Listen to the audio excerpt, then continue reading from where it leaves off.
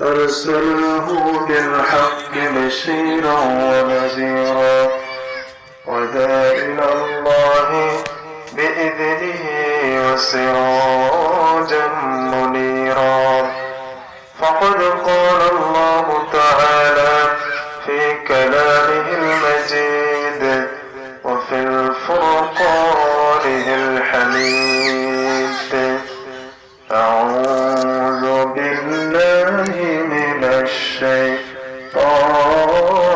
الرجيم بسم الله الرحمن الرحيم إن الله وملائكته يصلون على النبي يا أيها الذين آمنوا صلوا عليه وسلموا تسليما اللهم صل على محمد وعلى آل محمد كما صليت على إبراهيم وعلى آل إبراهيم إنك حميد مجيد اللهم بارك على محمد وعلى آل محمد كما باركت على إبراهيم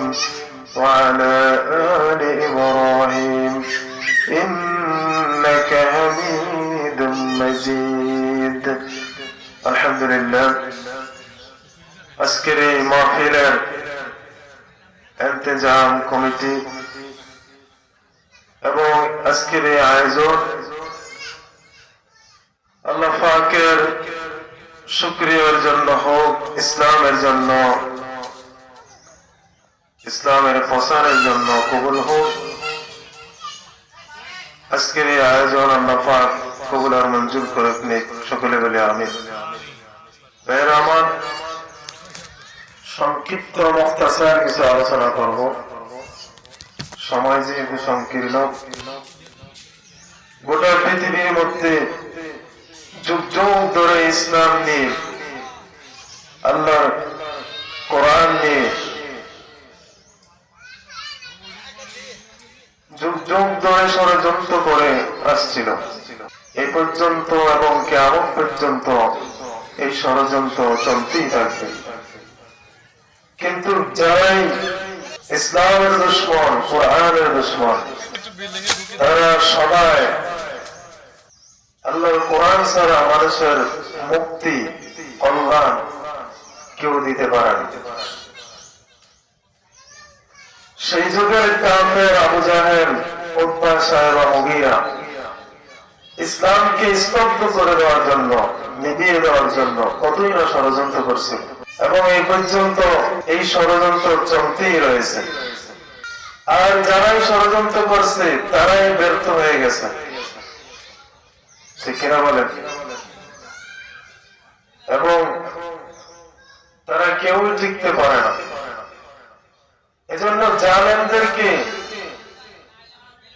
এটা বোঝা উচিত, ভাবা উচিত যে জুলুম যারাই করবে সেই জুলুম তাকেই পাকড়াও করবে। এজন্য বিষয় হচ্ছে জুলুম। যুগে যুগে যারাই জুলুম করবে তাদের পক্ষ হয়ে স্বয়ং আল্লাহ কাজ করবে। সুবহানাল্লাহ। এজন্য আমাদের শিখতে হবে, শিক্ষা হচ্ছে মাজলুমের পক্ষে আমাদেরকে থাকতে হবে। যারা স্বৈরাচার, যারা জালেম, তাদের রক্ষা হয়েছে, হয়নি। কারণ জালেম যারা, তাদেরকে কেউই পছন্দ করে না। ইন্নাল্লাহা লা ইউহিব্বুল জালিমিন। নিশ্চয় আমরা জালেমদেরকে ভালো বাসেন না। এজন্য এই আওয়াজ, ইসলামের আওয়াজ, কোরআনের আওয়াজ কেউ চাইলেও স্তব্ধ করে দিতে পারবে না। কারণ এর হেফাজতের দায়িত্ব কে নিছেন? জোরে বলেন, আল্লাহ সুবহানাহু ওয়া তাআলা। আল্লাহ বলেন, ইন্নাদ-দীন ইনদাল্লাহিল ইসলাম, নিশ্চয় আমার কাছে মনোনীত দিন হলো ইসলাম। জীবন ব্যবস্থা, আরবিতে বলা হয় নিজামুল হায়াত, পূর্ণাঙ্গ জীবন ব্যবস্থা। ইংরেজিতে বলা হয় কমপ্লিট কোড অফ লাইফ। মানুষের জীবন পরিচালনার ক্ষেত্রে ইসলাম বাদ দিয়ে যদি কেউ মুক্তি চায়, কল্যাণ চায়, তাহলে সেটা যেমন হাস্যকর, তেমনি ভাবে কিয়ামত পর্যন্ত যদি কোনো তন্ত্র মন্ত্রের কাছে মানুষ মুক্তি খোঁজে, পশ্চিম কালেও তারা মুক্তি মিলবে না। কারণ আল্লাহ পাক বলছেন, ইসলাম হচ্ছে তোমাদের শান্তির ধর্ম। এই ছায়াতলে যতদিন না আসবা, ততদিন পর্যন্ত তোমাদের মুক্তি মিলবে না, শান্তি মিলবে না। সেই যুগের আবু জাহেল কত চেষ্টা করছিল ইসলাম নিয়ে ষড়যন্ত্র করা, কিন্তু তা ব্যর্থ হয়ে গেছে। ইকবাল বলছেন, সতে জায়গা রাহের अजर से ताइम रोज सराग मुस्तफा में से शरारे लगे बोस।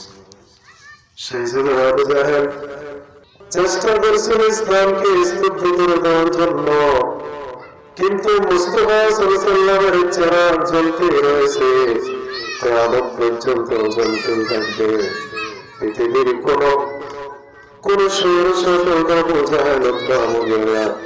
ইসলামের আওয়াজকে, কোরআনের আলোকে স্তব্ধ করে দিতে পারবে না। কারণ জালেমদের বিরুদ্ধে সরাসরি আমার আল্লাহ অ্যাকশন নেন।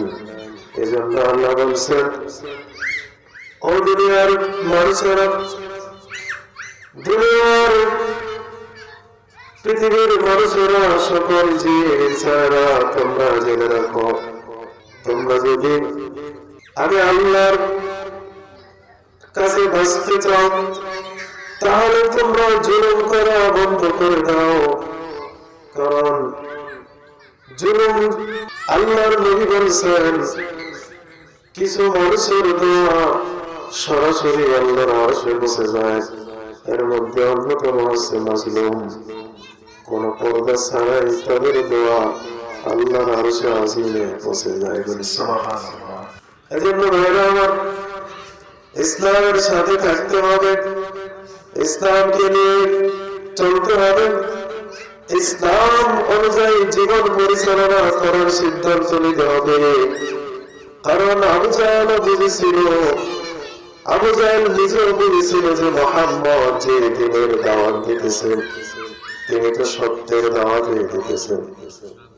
আমরা যদি মানি আর না মানি, তাতে মুহাম্মদের কিছু আসে যায় না। যদি আমরা দিন মানি, তাহলে সেটা তার ব্যক্তির জন্য ভালো হবে, আর যদি আমরা না মানি, তাহলে আমাদের জন্য খারাপ হবে। আবু জাহেল চেয়েছিল মক্কার জীবনে মুহাম্মদকে স্তব্ধ করে দেওয়ার জন্য। তিনি দারুল নবুওয়ার মধ্যে আইন পাস করছিলেন যে খবরদার, মুহাম্মদের এই কোরআন কেউ শুনতে যাইবা না, এই কোরআনের কাছে কেউ যাইবা না।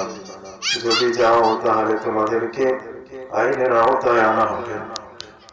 আবু জাহেল নিজে আইন পাস করছিল, কিন্তু সে নিজেই মুহাম্মদের কোরআন শোনার জন্য গভীর রাতে গিয়ে নবীজির ঘরের আঙিনার মধ্যে গিয়ে দাঁড়িয়ে থাকতো। কোরআনের এমন আকর্ষণ, একজন কাফের মুশরিক, সে বুঝতে পারছে কিন্তু মানতে পারে নাই, কারণ তার কপালে হেদায়েত ছিল না, এজন্য সে মানতে পারে নাই। আল্লাহ রাব্বুল আলামিন সেই ষড়যন্ত্রকে ফাঁস করে দিয়েছিল। কোরআনের মধ্যে তারা কি ষড়যন্ত্র করেছিল, সেই জিনিসটা আমাদেরকে কোট করে জানিয়ে দিয়েছেন। وقال الذين كفروا لا تسمعوا لهذا القرآن والغوا فيه لعلكم تغلبون। আর স্মরণ করুন, যখন কাফেররা চেয়েছিল মুহাম্মদের এই আওয়াজকে তারা বন্ধ করার জন্য কাফেররা ষড়যন্ত্র করছিল। তারা কয়েকটা সিদ্ধান্ত নিয়েছিল, কিন্তু কোন সিদ্ধান্ত বাস্তবায়িত হয় নাই। আবার আল্লাহ তাদের ষড়যন্ত্রকে ব্যর্থ করে দিয়েছেন। আর আমার নবীর সম্মান, নবীর কোরআনের আওয়াজ, ইসলামের আওয়াজ তখন দুনিয়ার পৃথিবীর মধ্যে ছড়িয়ে দিয়েছে। সুবহানাল্লাহ। ওয়া রাফা'না লাকা যিকরাক। আল্লাহ বলেছেন, হাবিব, তারা যতই ষড়যন্ত্র করুক আপনাকে স্টপ করার জন্য, স্তব্ধ করার জন্য যতই ষড়যন্ত্র করুক, কোন ষড়যন্ত্রের কাজ হবে না। কারণ এই দায়িত্ব স্বয়ং কার কাছে? দিনের হেফাজতের দায়িত্ব কে নিছেন? আল্লাহ নিজে বলছেন,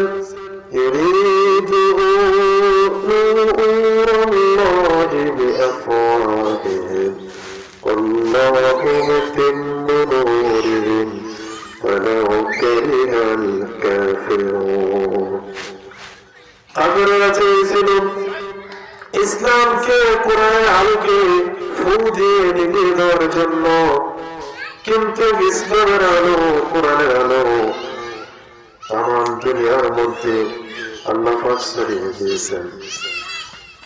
শুধু ছড়িয়ে দেখলেন, ইসলামের আলো জ্বলতে রয়েছে, কিয়ামত পর্যন্ত জ্বলতেই থাকবে।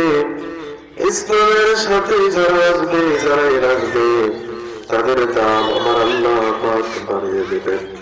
আর ইসলামের সাথে যারাই গাদ্দারি করবে, যারাই মুনাফিকি করবে, যারাই বেয়াদবি করবে, আমার আল্লাহ পাক রব্বুল আলামিন তাদেরকে আবু জাহেল, উতবা, সাইবা, মুগীরার মতন লাঞ্ছিত, বঞ্চিত করে বেঈমান অবস্থায় দুনিয়া থেকে বিদায় করে দিবেন। ঠিক কিনা মুসলমান?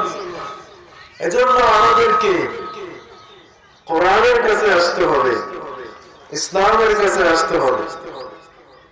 কারণ এখনই সময়, যদি আমরা কোরআনের দিকে ফিরে না আসি, ইসলামের দিকে ফিরে না আসি, তাহলে আমাদের জন্য সামনে বিপদ আছে কি নাই?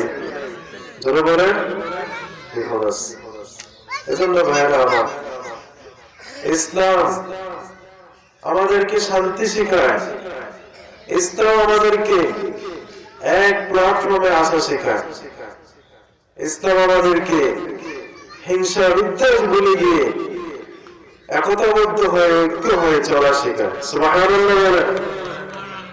আল্লাহ পাক আমাদেরকে ইসলামের সুশীতল ছায়াতলে আসা, ইসলামের আলো, কোরআনের আলো, নিজেকে আলোকিত করার তৌফিক দান করুক। সকলে বলে আমিন। ওয়া আখিরু দাওয়ানা আলহামদুলিল্লাহি রাব্বিল আলামিন। আসসালামু আলাইকুম ওয়া রাহমাতুল্লাহি ওয়া বারাকাতুহু।